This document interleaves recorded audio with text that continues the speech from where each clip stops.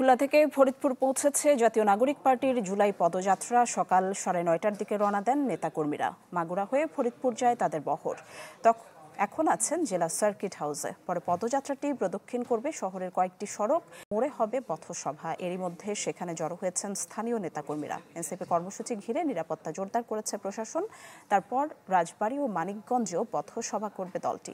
এদিকে গোপালগঞ্জের পথসভায় হামলার প্রতিবাদে আজ সারা দেশে মানববন্ধনের ডাক দিয়েছে এনসিপি।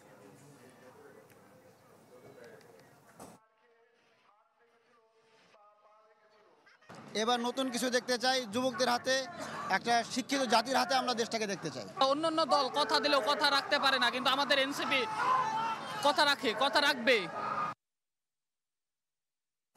আরও জানাতে ফরিদপুর থেকে আমাদের সাথে সরাসরি যুক্ত হচ্ছেন সুলতান মাহমুদ আরিফ। এই পদযাত্রা ঘিরে নিরাপত্তা ব্যবস্থা আসলে কতটুকু জোরদার করা হয়েছে, কি দেখছেন আপনি?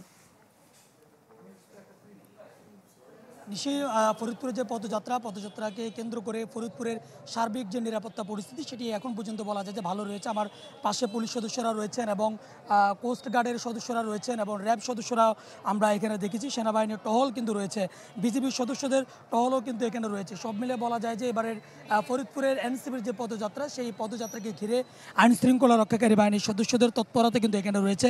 বিভিন্ন রাজধানীর বিভিন্ন মোড়ে মোড়ে আইন শৃঙ্খলা রক্ষাকারী বাহিনীর সদস্যরা রয়েছেন। কোনো রকম অপ্রীতিকর ঘটনা যেন না ঘটে সেই জন্য কিন্তু তারা প্রস্তুত রয়েছেন। এবং ইতিমধ্যে এনসিপির যে কেন্দ্রীয় নেতৃবৃন্দ রয়েছেন তারা ফরিদপুরে এসে পৌঁছেছেন। আমরা যতটুকু জানতে পেরেছি তারা সার্কিট হাউসে আছেন।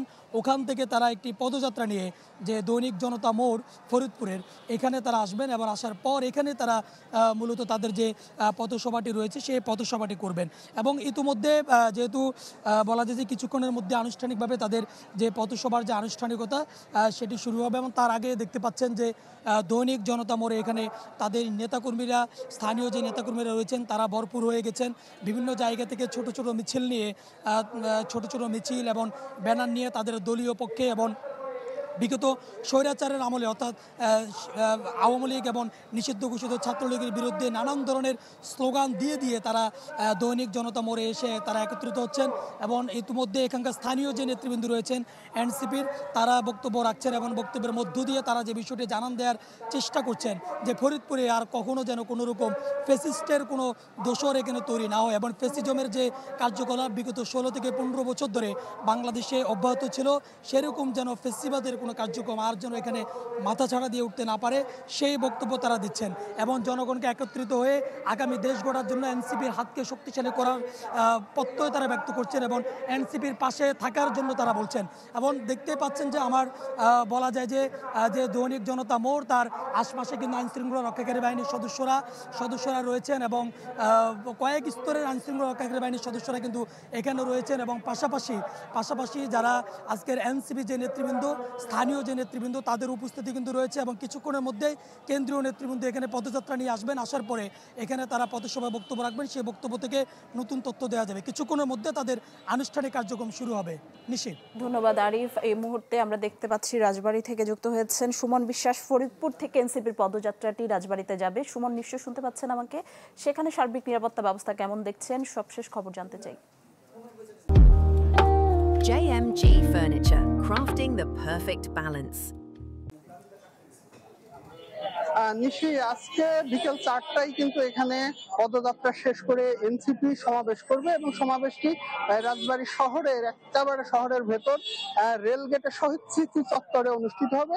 সমাবেশ মঞ্চ এরই মধ্যে কিন্তু প্রস্তুত এবং নেতা কর্মীরা আমরা দেখছি যে সকাল থেকেই কিন্তু এখানে অবস্থান নিয়েছে এবং তারা এই যে সমাবেশ সফল করতে তাদের যে কার্যক্রম সেটি কিন্তু এরই মধ্যে কিন্তু তারা শেষ করেছে।